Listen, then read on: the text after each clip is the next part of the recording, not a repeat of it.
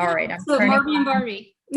lovely. Okay, I'm turning on the recording and off we go.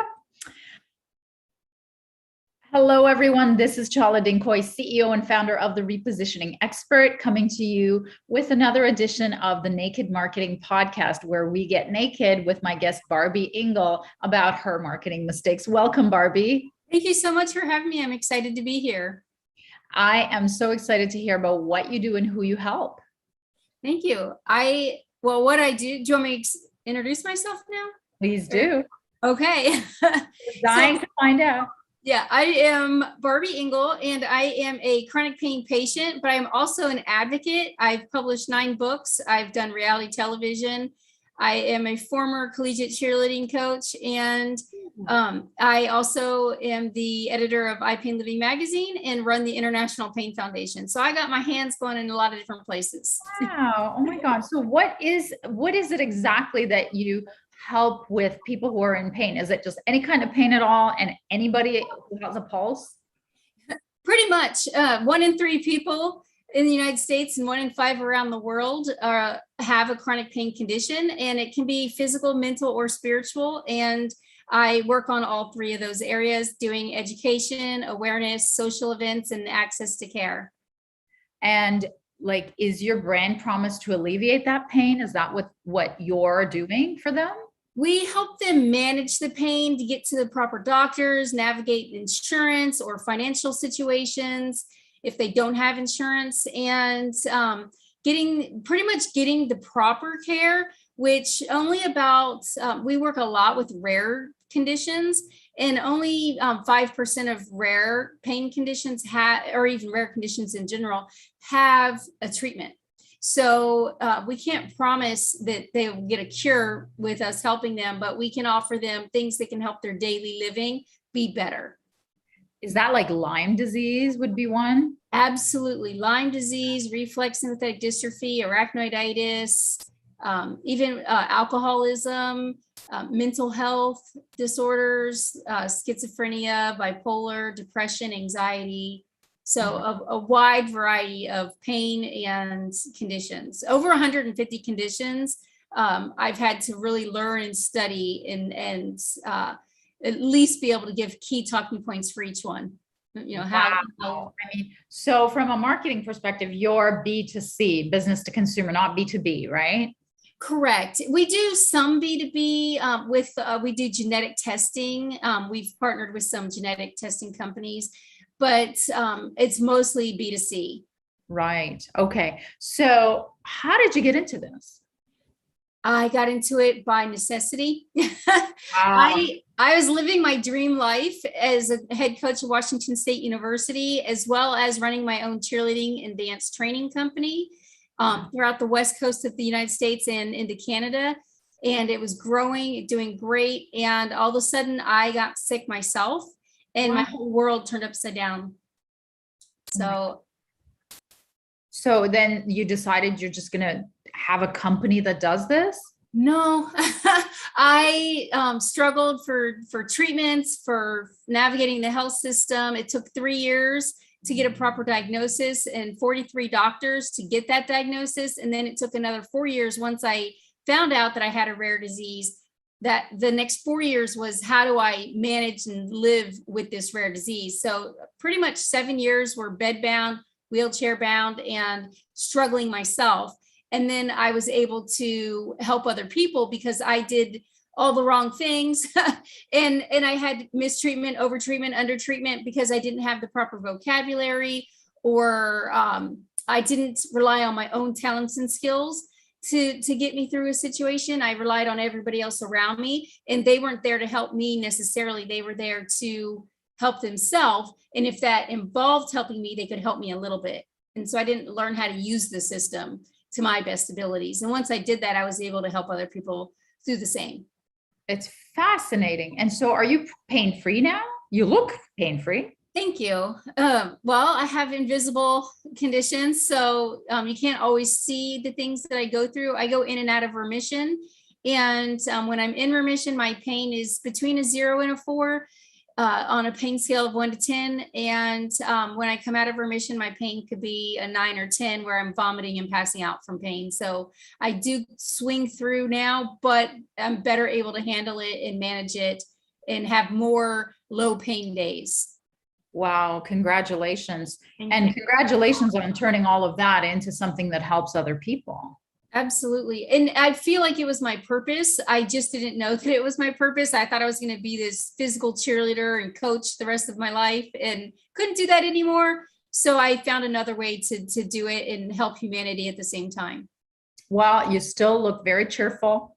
Thank you. You still look like a cheerleader, but you're a different kind of cheerleader now. So Yes. I'm so interested in your marketing, because this is a marketing show. So it sounds like you're super, super visible. I don't think I've ever had a guest who's been on a reality show. So tell us how you get clients. So we get clients mostly through social media and word of mouth and building the network. I mean, branding is something I'm very, very good at. I wouldn't say I'm good at sales, but I'm great at branding and marketing, getting myself out there, being consistent with my messaging, being consistent with not engaging in negativity on social media, but specifically using it to market and brand what I can bring to other people and how I can help other people. And I cut out the negative. I think that's one of the things that people don't do is cut out the negative, and they jump into these micro conversations, and everybody else is watching and going, oh, I don't even want to see what that person has to offer, because they do these negative interactions. And so for me, it's all about positivity, and this is how I can help you. Yeah, I agree. Negative begets negative. Yes. Who needs that, especially when you're in pain? So I'm so interested in what you said about, I'm not good at sales, but I'm amazing at marketing. And I've always thought that when your marketing is so big and your brand is so attractive that you honestly don't even ever have to sell. Has that been the case for you? That has definitely been the case. I have been through what I'm trying to offer to other people. So it definitely is a bonus to stay in that niche. And I know that sales is a weakness of mine. So I don't even try to go there. I just keep my branding and my marketing on point so that I don't have to work on sales, but I still make money. I still bring in money for our charity and for selling my books and that type of thing, because I have something positive and that's a tool for people's lives that you don't really have to sell it. Yeah. I mean, that's fabulous. For me, the definition of marketing and sales is marketing is everything you do until the question, how much is it? And then sales is everything that comes out of your mouth or that you do after that question. So, I mean, once they're there, I think, if they're in so much pain and they feel like you can help them, I can't imagine anybody choosing to do anything else if they have the means. So talk to us about you talk about being a good marketer, but obviously you're on the show. So we're going to ask you about, your naked marketing, expensive marketing mistake. What happened? So for me, my mistake was advertising too far before an event, like, oh, I got this event. This is going to be the day. I want everybody to know about it. And I started just sharing way too soon. And people were like, tell me about it. I want to sign up. Where do I register?